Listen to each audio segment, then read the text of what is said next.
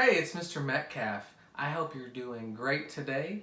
I hope you're getting your work done. You're trying to do your NTI work. You're trying to get some iReady, maybe if you can. Getting some computer work done. But you're doing everything you can to learn from home. I know that it's very different than what we're used to, but we're going to try to get through this together and it's going to be great. Since we can't be together, I thought it would be so fun to read a book to you from right here in my reading corner that I've put together just for you. The book I chose today is one that I used to love as a kid. My grandma used to read this story to me all the time. She would read it no matter how many times I asked her to, she would always read it for me. This book that I've chosen is called A Porcupine Named Fluffy. The author is Helen Lester, and the illustrator is Lynn Mussinger.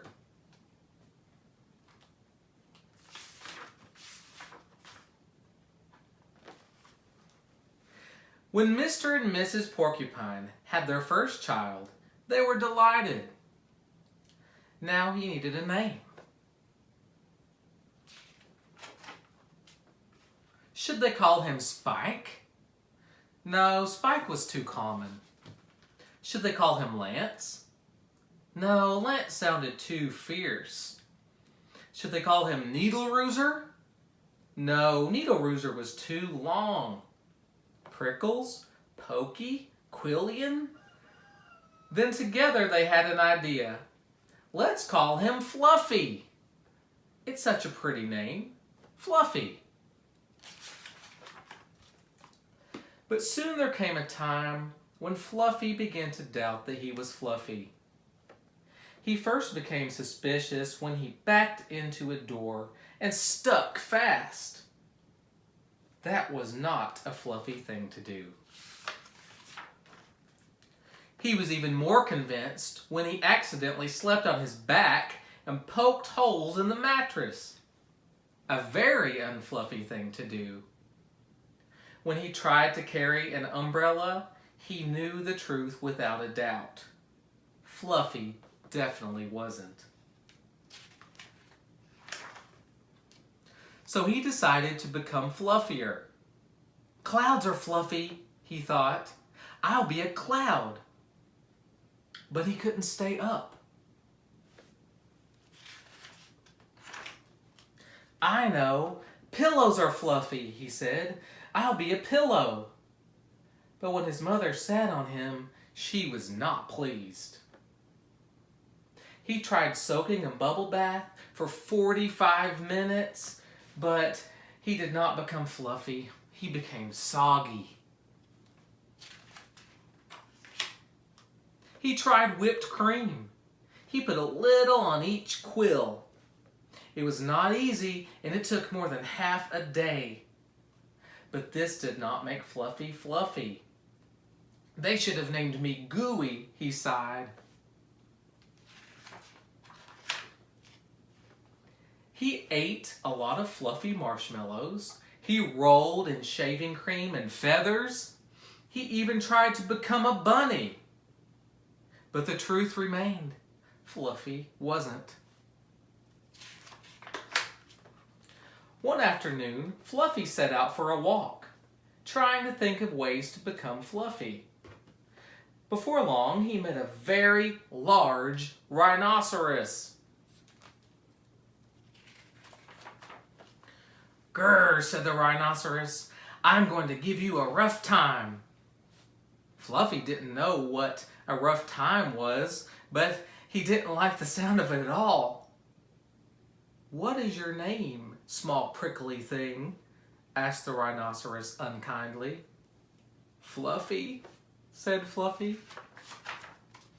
The rhinoceros smiled, he giggled, then he laughed out loud. He rolled on the ground, he jiggled and slapped his knees. He roared with laughter. "A porcupine named Fluffy?"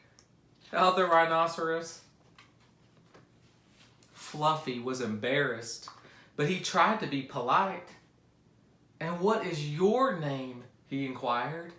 "Huh, I can't say it," giggled the rhinoceros. "Hubert?" suggested Fluffy. "Huh, huh, huh. Oh, help!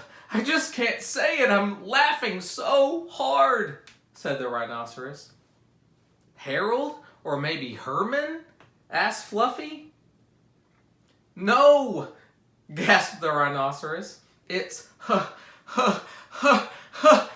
Hippo." "Hippo? A rhinoceros named Hippo?" Fluffy smiled, he giggled, then he laughed out loud. He jiggled his body and slapped his knees. He howled with laughter. "A rhinoceros named Hippo," Fluffy cried. "A porcupine named Fluffy, a rhinoceros named Hippo?" It was almost more than they could bear. Hippo and Fluffy rolled on the ground, giggling and laughing until tears came to their eyes. At last, they lay exhausted on the ground. From that time on, they were the best of friends.